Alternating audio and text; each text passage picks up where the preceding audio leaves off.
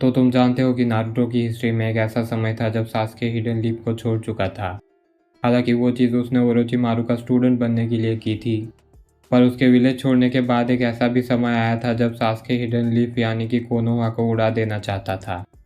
पर देखा जाए तो अभी तक उसने लीफ पर हमला नहीं किया, बल्कि बोरुटो में तो सास्के लीफ के लिए एज अ शैडो होकागे काम कर रहा है।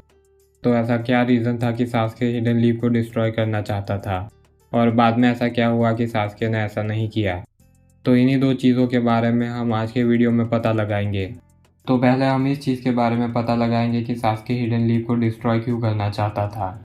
और इस चीज़ की शुरुआत तब हुई जब इटाची की मौत के बाद तोबी सास्के से मिला, और वही तोबी सास्के को बताता है कि इटाची ने जो उचिहा क्लैन को ख़त्म किया था वो एक मिशन की वजह से किया था, जो कि उसे थर्ड होकागे और डांजो ने सौंपा था, क्योंकि उचिहा क्लैन हिडन लीफ पे हमला करने की तैयारी में था। क्योंकि अगर उचिहा क्लैन लीफ पर हमला कर देता तो हो सकता था कि अंदरों अंदर हो रही फाइट का फ़ायदा उठा के बाकी के नेशंस भी उन पर हमला कर दे। और उन लोगों को डर था कि अगर ऐसा होता है तो fourth great Ninja war start हो जाएगी, और इसी वजह से उचिहा क्लैन को रोकना बहुत ज़रूरी हो चुका था। और इस काम को करने के लिए इटाची को चुना गया। हालांकि पहले तो इटाची एज अ स्पाई काम कर रहा था, पर आगे जाके जब हालात बहुत ख़राब हो गए तो उसे मिशन दिया गया कि उसे उचिहा क्लैन को ख़त्म करना होगा, और बाद में इटाची ने ये किया भी। और जब इस हकीकत का सास्के को पता चलता है तब उसे रियलाइज़ होता है कि जिस चीज़ का बदला वो अभी तक इटाची से लेना चाहता था, एक्चुअली में उस चीज़ का बदला उसे लीफ से लेना चाहिए, क्योंकि लीफ ने ही आफ्टर ऑल इटाची को ये मिशन दिया था।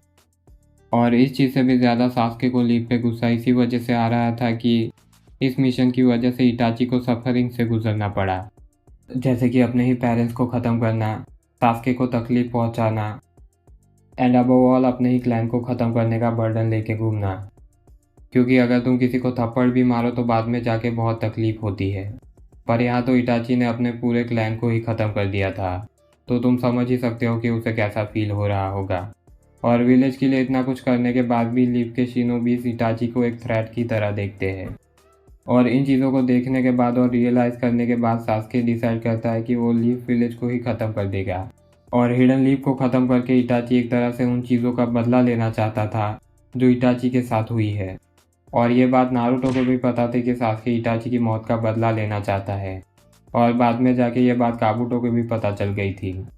पर अगर इसे देखा जाए तो उचिहा क्लैन को ख़त्म करने का मिशन इटाची को लीफ के एल्डर्स ने सौंपा था।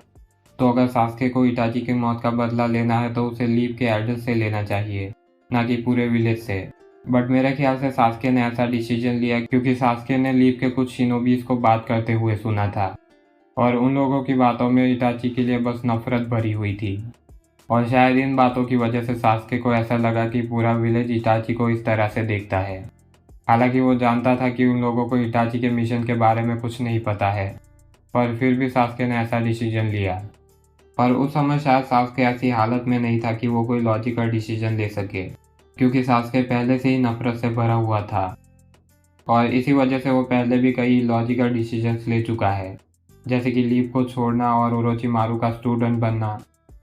और जब उसे इटाची की हकीकत पता चली तो इस चीज़ के बाद सास्के अब बदला लेना चाहता था, और इस बदले की फीलिंग्स ने सास्के को इतना अंधा कर दिया था जिसकी वजह से वो कुछ क्लियरली सोच नहीं पाया और लीफ को ख़त्म करने का डिसीजन ले लिया।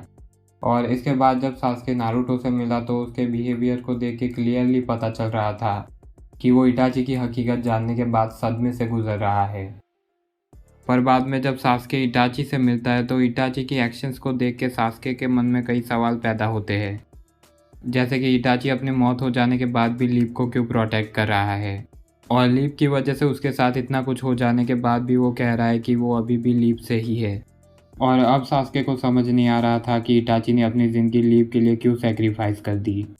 तो इसी वजह से सास्के ऐसे लोगों से मिलने का डिसाइड करता है जो पहले ही अपनी ज़िंदगी लीफ के लिए सेक्रीफाइस कर चुके हैं, और इसी वजह से वो बाद में ओरोचिमारू की मदद से प्रीवियस होकागे को रिवाइव करता है। और उनसे मिलकर सास्के सवाल करता है कि शिनोबी होने का मतलब क्या होता है और लीफ की लेगेसी क्या है, जिसके जवाब में हाशिरामा उसे कहते हैं कि शिनोबी वो होता है जो अपने गोल को अचीव करने के लिए एंड्योर करता है, और लीफ की लेगेसी है विल ऑफ फायर, जो कि एक आइडियोलॉजी है कि लीफ में रहने वाले शिनोबीज के लिए उनका विलेज उनकी फैमिली की तरह है और वो उसे प्रोटेक्ट करेंगे। और ये आइडियोलॉजी आसुरा ओत्सुजुकी की है और आसुरा के मरने के बाद वो एज अ हाशिरामा रीइंकारनेट होता है। और क्योंकि हाशिरामा आसुरा की ही रीइंकारनेशन थे तो उन लोगों की सोच एक जैसी थी और उसी वजह से हाशिरामा के पास भी ये आइडियोलॉजी थी। और बाद में ये आइडियोलॉजी हाशिरामा से तोबिरामा से थर्ड होकागे को और ऐसे ही सारे होकागेस में पास डाउन होती चली गई। और होकागेस के अलावा ये आइडियोलॉजी कुछ विलेजर्स के पास भी थी और one of them is Itachi उचिहा। और सास्के को उसके दोनों सवालों का जवाब मिलने के बाद वो डिसाइड करता है कि वो अब लीफ को डिस्ट्रॉय नहीं करेगा। तो यही पूरी स्टोरी थी कि सास्के ने यहाँ से यहाँ तक का सफ़र कैसे तय किया और वो बोरुटो सीरीज़ में क्यों लीफ के लिए एज अ शैडो होकागे काम कर रहा है।